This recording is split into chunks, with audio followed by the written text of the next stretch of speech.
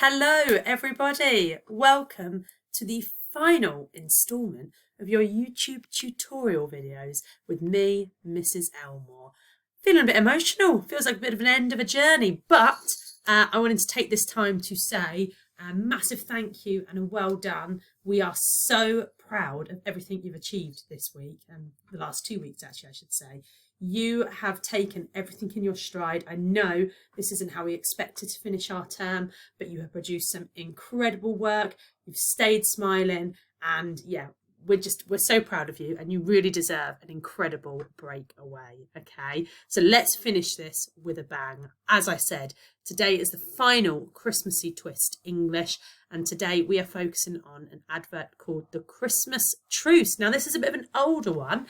It came out 6 years ago in 2014. It was Sainsbury's Christmas advert, and they based it on a true story. So The Christmas Truce is a true story from World War One, the year 1914. So you can always go away and research it and find out about what actually happened once you've watched the video. Now, the reason we chose this one is that when we were marking Remembrance Day as a school, we started looking at World War One, and we looked at the poetry associated with it. I know you guys really enjoyed learning a bit more about Wilfred Owen and his works, so we thought this would tie everything in really nicely together, and would give you a little bit of a taster on some of the history that's out there if you wanted to go and research a little bit more. Okay, so for today, you are going to need something to write on, your imagination. Don't need anything else other than that today,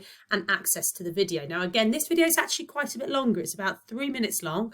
And when I looked at including in here, I thought, no, they need to hear the dialogue. I think it will be most immersive if you watch it without me, without anything else, and just get straight into it. So if I go onto my next screen, there's a couple of different ways you can find it. Now, firstly, in case there's any kind of restriction settings or whatever on your YouTube, if you go onto the link that I put on our website, it's to a website called The Literacy Shed, but within that it's got the video. So if you look here, the page should load. You should have this kind of introduction here, and then this bit underneath will be the video. You can click it and it will play within the browser like kind of a YouTube video or whatever, so you can watch it on there.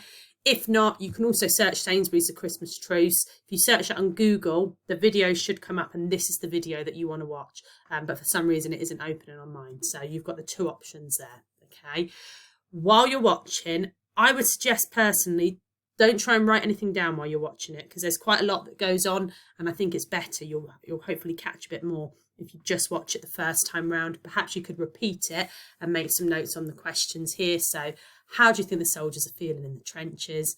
What did the soldiers on each side have in common? And how did Christmas unite the battling sides? Okay, so if you want to pause me here, watch the video, watch it once, twice, whatever you want, and then come back when you're ready to talk about what we might do with it.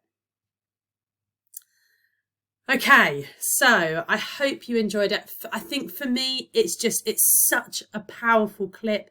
The fact that it was a true story makes it all the more powerful to me, and I think there's a lot of lessons that can be learned from it. I think firstly, just making sure we don't take for granted just how lucky we are to have not been alive at such a difficult time in world history, and how thankful we should be for the people who fought and lost their lives to ensure that we can live in peace today. So yeah, I just thought the fact that you had two complete opposite sides essentially wanting the same thing, wanting peace, and having that opportunity to enjoy it together. I remember this is obviously the Sainsbury's Christmas advert of it, but there are loads of different interpretations of this story. I remember there being a cracking cartoon that I watched when I was younger about it, which I think if you go on the Literacy Shed website and scroll down, there's a couple of other videos, including the one that I'm sure I remember watching when I was younger. So yeah, have a little look. Anyway, in terms of your writing activities for today, if I'm honest, guys, I wanted to give the freedom over to you a bit, and let you decide what writing or what work you want to produce from this video, and also what skills you want to show off with that. There are so many different possibilities, and I wanted to give you a bit of creative license with that. So there's 5 examples on here, but obviously these are no means prescriptive. If there's something else you think, actually, I'm really inspired to do this based on that video, please do it. As always, please send it through. So we've got, you could rewrite the dialogue between Otto and Jim. So those are the soldiers from either side, or 2 other soldiers. Think about if they were talking, what they might say in their conversation. Write a letter home. Imagine you are a soldier in the trenches. Write a letter home,